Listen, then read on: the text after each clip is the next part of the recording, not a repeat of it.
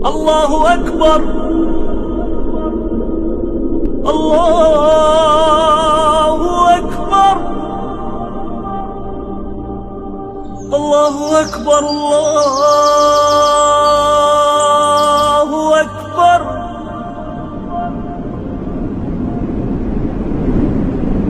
أشهد أن لا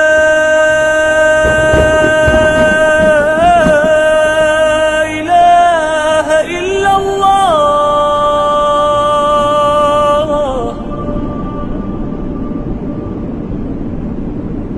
أشهد أن لا إله إلا الله আসসালামু আলাইকুম প্রিয় দর্শক, চলুন আজকে ঘুরে আসি কিছু প্রত্নতত্ত্ব নিদর্শনের খোঁজে। রূপসী বাংলা, আমাদের এই বাংলাদেশ, কি অনিন্দ সুন্দর প্রকৃতি। এই প্রকৃতির কোল বেয়ে আমরা দুরন্ত গতিতে ছুটে চলেছি এক প্রত্নতত্ত্ব নিদর্শনের খোঁজে। চলার পথে বিভিন্ন মানুষজনের সাথে দেখা, সত্যি রঙ্গে ভরা বঙ্গদেশ। আমরা চলেছি চারজন, রাসেল মামা, আব্দুল কাদের, রাকিবুল ইসলাম এবং আমি জাহিদ হাসান। আজকে আমরা কালীগঞ্জ জেলার বারোবাজার উপজেলার কিছু প্রত্নতত্ত্ব নিদর্শন, মুসলিমদের মসজিদ পর্যবেক্ষণ করব। সে উদ্দেশ্যে আমরা রওনা হয়েছি। প্রকৃতি আজ অসাধারণ সাজে সেজেছে। চমৎকার বর্ষামুখর এই পরিবেশ আমাদেরকে একান্ত করে নিয়েছে আপনজনের মতো। আমরা চলেছি সবুজ ঘাসের ভিতর দিয়ে, সবুজ প্রকৃতির ভিতর দিয়ে, সবুজ গাছের ভিতর দিয়ে। প্রিয় দর্শক, আসলেই বাংলাদেশ একটি চমৎকার, অসাধারণ রূপ বৈচিত্র্যের, রং বৈচিত্র্যের, ঋতু বৈচিত্র্যের একটি দেশ। এই দেশকে যত দেখি ততই ভালো লেগে যায়। আমাদের প্রাণোচ্ছল আনন্দ দেখলেই বোঝা যায় যে আসলে ঘুরতে বেরোনো কতটা চমৎকার বিষয়। দুই দিকে সবুজ ঘন গাছপালায় ভরা পিচের রাস্তা দিয়ে আমরা ছুটে চলেছি দুরন্ত গতিতে। আমাদের গন্তব্য সন্নিকটে চলে আসছে। প্রিয় দর্শক, আমরা চমৎকার কিছু বিষয় দেখার জন্য চলে এসেছি আমাদের কালীগঞ্জ জেলার বারোবাজার উপজেলায়। সামনেই আমাদের একটি প্রত্নতত্ত্ব নিদর্শন চোখে পড়বে। প্রিয় দর্শক, চলুন দেখে আসি সেই প্রত্নতত্ত্ব নিদর্শন। মসজিদ কত পুরনো। সুপ্রিয় দর্শক, আমরা চলে এসেছি হাজার বছর পুরানো এক মসজিদের ধ্বংসাবশেষের কাছে। ধারণা করা হয় সুলতানি আমলের এই মসজিদ কত শতাব্দীতে প্রতিষ্ঠিত হয়েছিল তা সঠিকভাবে জানা যায়নি। এই মসজিদটির নাম বর্তমানে সাতগাছিয়া ঐতিহাসিক আদিনা ৩৫ গম্বুজ মসজিদ। যেই মসজিদটি পুনর্নির্মাণ হয়েছিল ১৩৮৪ বঙ্গাব্দে। প্রিয় দর্শক, এই দেখুন সেই মসজিদ। মসজিদের যে কারুকার্য, এর নিচে থেকে নতুন করে আবার পুনর্নির্মাণ করা হয়েছিল। এখানে ছিল অনেক বিশালাকার মাটির টিভি। সেই মাটির টিভির ভিতর থেকে মসজিদের ধ্বংসাবশেষ স্থানীয় গ্রামবাসীরা বের করে এবং পরবর্তীতে খনন কার্য করে প্রকৃত মসজিদের চেহারাটি এইখানে আসে।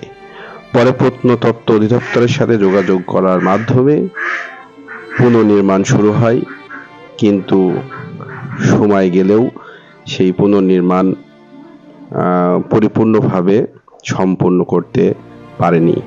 এখন যেই পর্যন্ত পুনর্নির্মাণ হয়ে আছে, প্রিয় দর্শক, আমরা সেটা আপনাকে দেখাচ্ছি। দেখুন, এই সেই মসজিদ, যে মসজিদটি এলাকায় ঐতিহাসিক আদিনা ৩৫ গম্বুজ মসজিদ হিসেবে পরিচিত। মসজিদের সামনে একটি চমৎকার দিঘি রয়েছে। আমরা দেখেছি যে বাংলাদেশের পুরাতন যত প্রত্নতত্ত্ব নিদর্শনগুলো ছিল সেখানে একটা মসজিদের সাথে একটি পুকুর ছিল। আমরা মসজিদের ভিতরে ঢুকে মসজিদের যে ধ্বংসাবশেষগুলো আছে সেগুলো পর্যবেক্ষণ করার জন্য আসছি।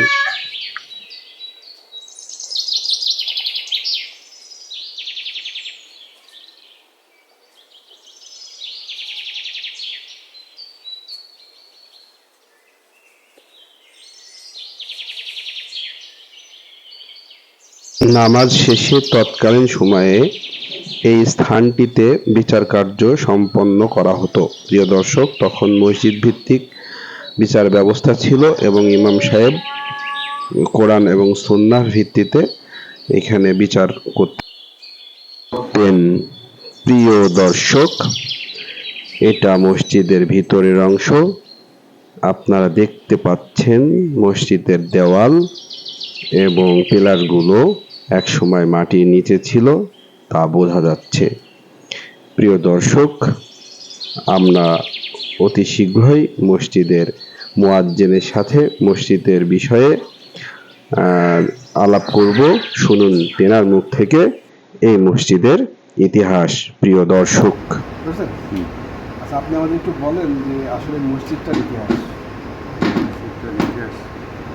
এটা আপনার হচ্ছে সাতগাছিয়া ঐতিহাসিক 35 গম্বুজ গায়েবী জামে মসজিদ। 35 গম্বুজ গায়েবী কবে হয়েছিল মানুষ এটা আছে 1384 সালে আমরা খনন করছি, গ্রামের লোক সব একত্রিত হয়ে। আচ্ছা আচ্ছা, এটা আপনার এই জায়গাটা ছিল আগে হিন্দুদের। আমার বাচ্চা স্যার এখানে বিনিময় করে আসার পরে এই গ্রামের লোক সব দিকে মসজিদ খনন করে। এর উপরে বন জঙ্গল অবস্থা ছিল, গাছগাছালি ছিল। আগে ছাদ ছিল না, ছাদ না, পুরো মাটি দিয়ে পুরোটা ঢাকা ছিল। মাটির ভিতরে মাটির স্তূপে ওই গ্রামের লোক একসঙ্গে থেকে এগুলো সংস্কার করা। এটা হচ্ছে 1384 সালে। 1384 জি, বাংলা 1384। জি জি 24 শতক জায়গা এটা আমার বাপসা স্যার এটা অফ করে দিয়েছে সরকারের কাছে। আচ্ছা আচ্ছা, তো সরকার নিয়ন্ত্রণে এখন জাদুঘর প্রত্নতত্ত্ব বিভাগ ওনারা কাজ কিছু করেছে। ওই যে সাইডে কাজ ওগুলো দেখছেন, এই কাজগুলো করছে, পরে আর কোনো কাজ করিনি। এটা হচ্ছে এর সাথে আমাদের কিছু কাজ হয়েছিল। আচ্ছা আর ওই অল্প কিছু টাকা দিয়েছিল, 10,000 20,000 এইভাবে ওই পুজোখানার জন্য এরকম কাজ হয়েছে। তাছাড়া এখন কাজ হয় নাই। প্রত্নতত্ত্ব বিভাগ এরা ঢাকায় এনারা আছে, হেড অফিস আসে দেখাশোনা করে চলে যায়, কিন্তু মসজিদে কোনো উন্নত হয় না।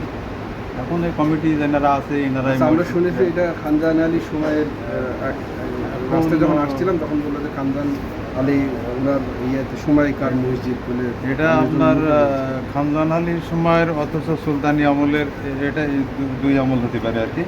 তবে এই মসজিদের বয়স আপনার আনুমানিক 1000 উপরে। 1000 বছর? হ্যাঁ, উনি ডিসি সাহেব আসছিলেন 8 তারিখে। উনি বললো যে 1000-এর উপরে। এরকম কোনো ইয়ে বলছে?